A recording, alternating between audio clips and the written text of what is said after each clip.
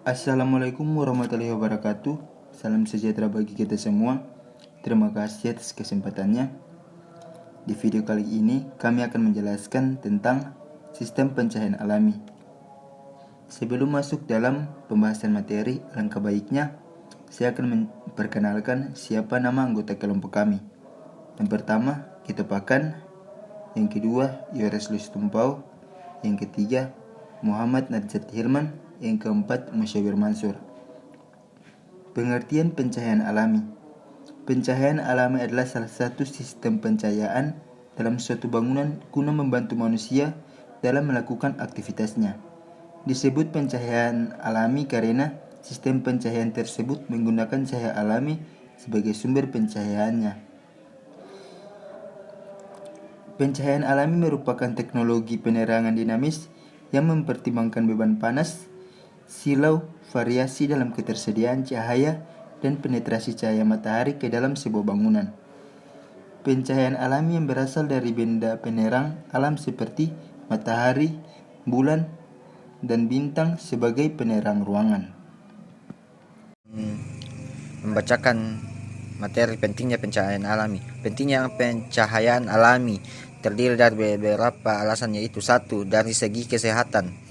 Cahaya alami pada ruangan dapat mengurangi kelembaban pada ruang yang berakibat berkembangnya bakteri dan jamur. Jamur-jamur yang menempel di dinding juga dapat memberi ancaman bagi kesehatan.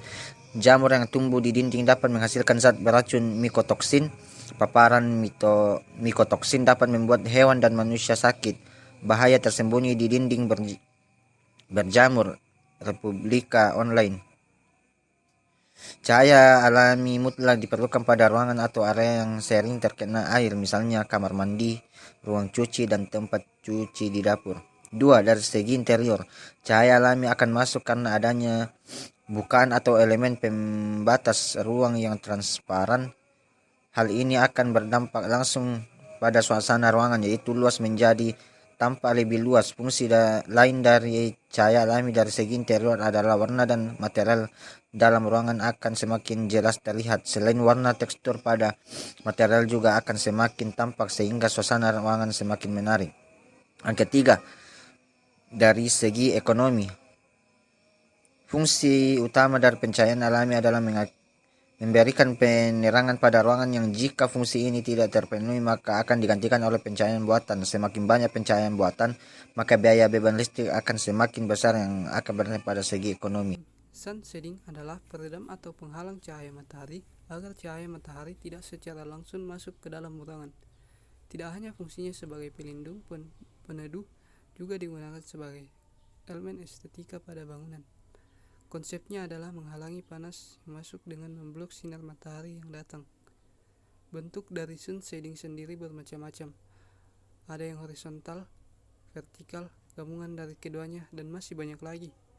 Tidak hanya bentuknya yang saja, penggunaan material sun shading juga beragam. Sun shading horizontal. Perangkat horizontal memberikan keteduhan berdasarkan sudut ketinggian matahari. Paling sering terlihat dalam bentuk oblong. Khusus efektif untuk sun shading bangunan yang memiliki elevasi utara dan selatan. Perangkat horizontal memberikan reda sudut sinar matahari dan memblokir tinggi sudut sinar matahari. Efeknya bervariasi tergantung dengan perubahan ketinggian matahari. B. Sun shading vertikal. Perangkat sun shading vertikal memberikan keteduhan berdasarkan sudut bantalan dari matahari. Efektivitas mereka bervariasi. Saat matahari bergerak mengelilingi cakrawala, perangkat vertikal memiliki kemampuan untuk memblokir rendah sudut matahari, dan akibatnya mereka sering digunakan untuk bukaan menghadap ke timur atau barat. Memblokir reda sudut matahari juga menghalangi pandangan. Dan karena perubahan bantalan matahari sekitar 15 derajat per jam, sejumlah pandangan dapat diblokir. Perangkat vertikal dapat menjadi responsif, disesuaikan dengan perubahan sudut matahari. C. Sun shading accurate. Perangkat shading peti telur menggabungkan karakteristik karakteristik vertikal dan horizontal untuk meningkatkan cakupan shading. Perangkat X-Ray memiliki kemampuan untuk memblokir rendah sudut matahari dan akibatnya sering digunakan untuk bukaan menghadap ke timur atau barat. Faktor-faktor yang mempengaruhi pencahayaan alami. Sementara itu, pencahayaan alami dipengaruhi oleh beberapa faktor antara lain orientasi rumah, bentuk rumah, dan pengaturan.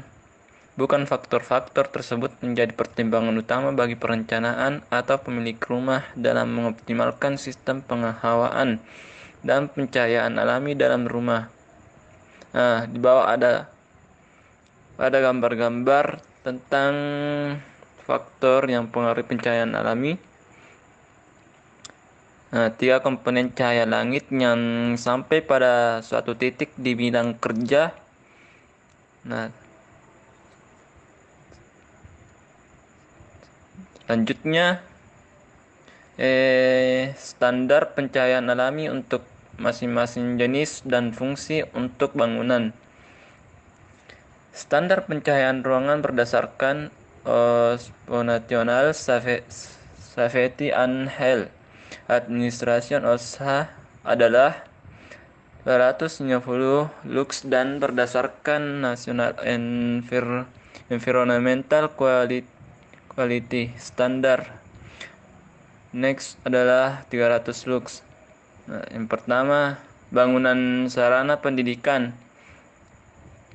Standar pencahayaan ruang kelas di Indonesia adalah 250 sampai 300 lux. Sedangkan lampu yang dipakai dalam ruang kelas disarankan lampu dengan warna cahaya putih netral yang cahayanya dapat menyatu dengan baik dengan cahaya alami. Terus yang kedua, bangunan sarana kesehatan. Pada rumah sakit, intensitas pencahayaan untuk ruang pasien saat tidak tidur sebesar 100 sampai 200 lux dengan warna cahaya sedang. Sementara pada saat itu maksimum 50 lux. Koridor minimal 60 lux. Tangga minimal 100 lux dan toilet minimal 100 lux. Terima kasih. Hanya itu pemaparan dari saya. Kemudian saya kembalikan kepada moderator. Ya, mungkin itu saja yang dapat kami jelaskan. Sekian dari kami. Terima kasih. Wassalamualaikum warahmatullahi wabarakatuh.